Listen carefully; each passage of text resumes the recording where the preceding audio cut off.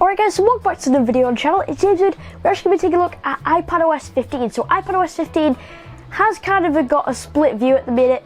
You get it? Hey, split view.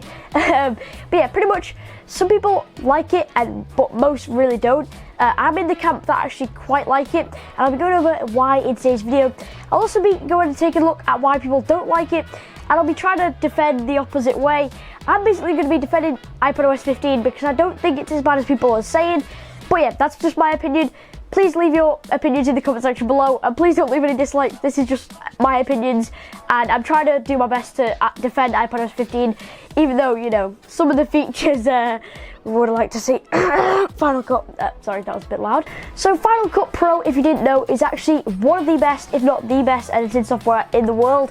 I use Final Cut Pro to edit this video, and I love the thing. It's so fast, so speedy, and I think that's why a lot of people bought the M1 iPad Pro in the first place, because they knew Final Cut, well, they thought Final Cut Pro was coming. There was no confirmation that Apple would release Final Cut Pro. I personally didn't think they would anyway, so that's why I didn't rush out and buy an iPad Pro, and also because, yeah, I didn't have the money. And that's most people's problem with it, and I can see why a lot of people will be annoyed. I mean, if you spent $2.5 grand on an iPad Pro, like my friend Alex, rip Alex for that must have been a blow to the chest when he got no Final Cut, but I can see why he might be a bit mad by no Final Cut. But as I said, there was no confirmation, and while it does make sense that it could be able to run it because M1 runs the Macs, and that's able to run Final Cut Pro, and it is speedy. Yeah, there was no confirmation, and my friend Gary put this perfectly in a video a while back. You should never buy a product based on the promise that something's going to come in the future. So yeah, that's basically what I thought of the Final Cut Pro situation. People getting mad at something that wasn't really happening in the first place, if you get what I mean. Basically, if Apple put Final Cut Pro on the Mac, who the hell would buy a Mac? I mean, the only Mac I would buy is probably a Big Mac or a Mac and Cheese, not an Apple Mac. Unless it's an Apple Mac and Cheese.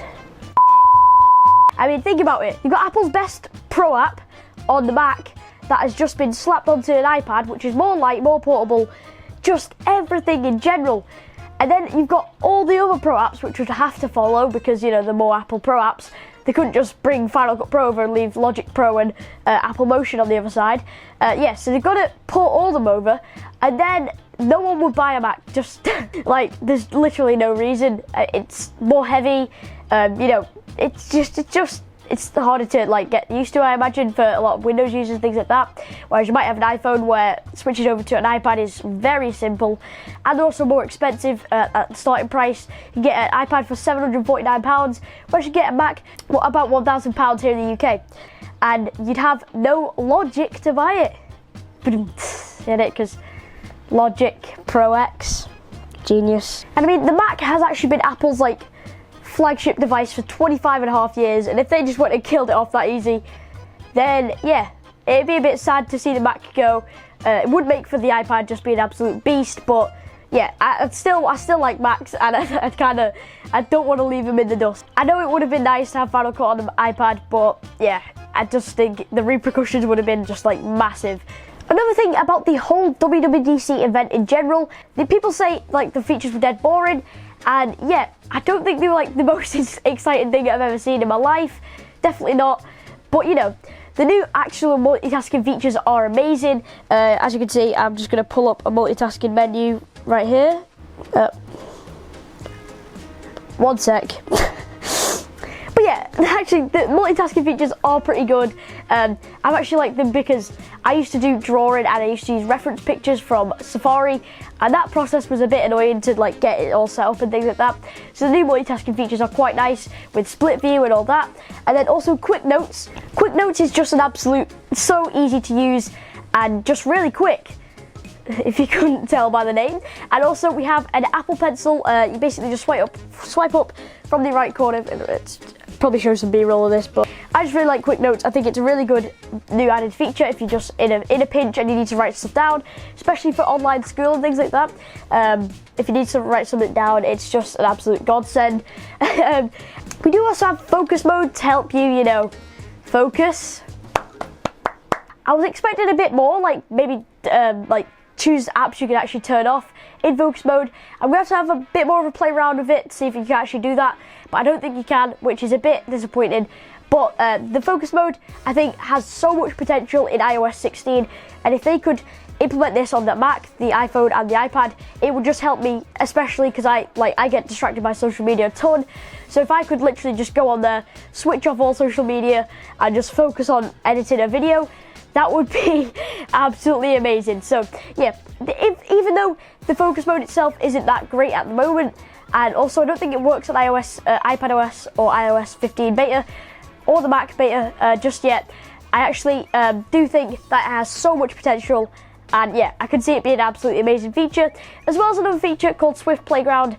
And Swift Playground is actually basically a way to code. My friends, who are also kids like me, basically they actually came to me and said they really liked this feature. They were like so hyped for it when it was coming out. My friend Cheyenne specifically, he came over to me and he was like, wow, that Swift Playground feature is going to help me a ton, because he's actually learning to Xcode. He's learning to code in Xcode, which is the language that iOS users use to make apps. So yeah, if you actually wanted to get into the coding business or just wanted to make an app for iOS, then that is an absolutely amazing feature for you guys. I don't know if you're a kid, but it can help kids code.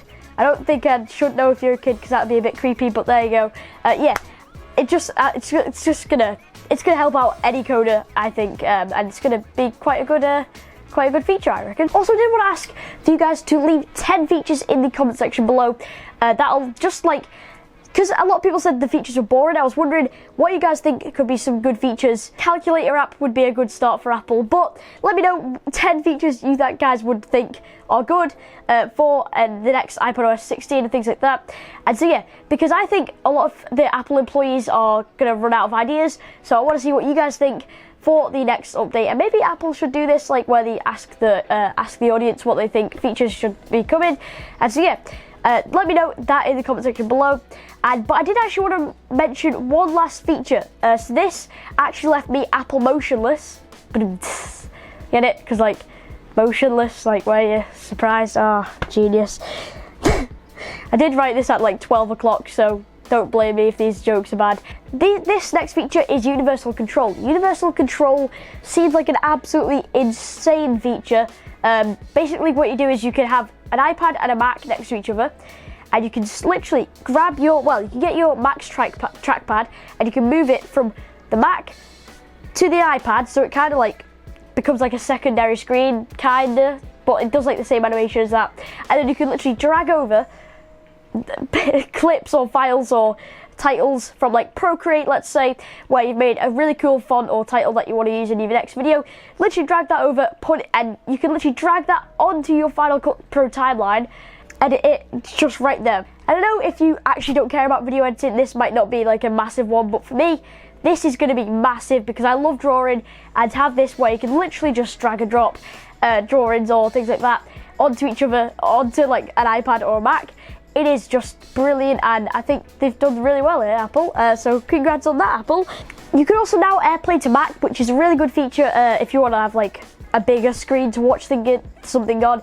Not that good for like MacBook Airs. If you've got an iPad and you're doing it to the MacBook, it's like it's not really that meaningful. If you actually go ahead and do it on the M1 iMac, then it's really cool, because what you can do is you can have like a massive like 25 inch screen, and you can just watch it on there instead of watching it on this 13-inch screen.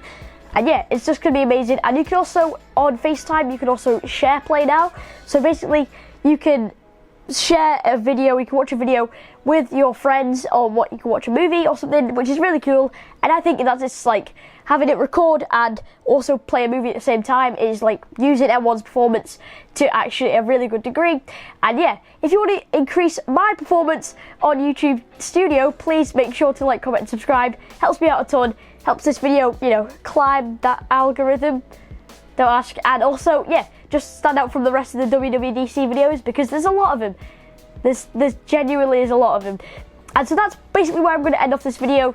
It kind of came into macOS at the end, but so yeah, just a ton of cool features to me on this new iPadOS 15 update. I know it's quite a bit of a letdown to a lot of people that we didn't get Final Cut Pro, but think your Mac, if you have a Mac and an iPad, Your Mac's probably the more expensive one, and you literally might as well just throw it in the bin if Final Cut came to iPad, because yeah, it's pretty pointless to have a Mac if all the pro apps that you literally have are on iPad. So yeah, that's basically it for this video. If you did enjoy it, please make sure to like, comment, and subscribe. As I said, it helps me out a ton. And yeah, you can subscribe, it's always free. You can always unsubscribe later. And yeah, I'll catch you next one. It's been Charlie from Tech Horrors. Bye bye.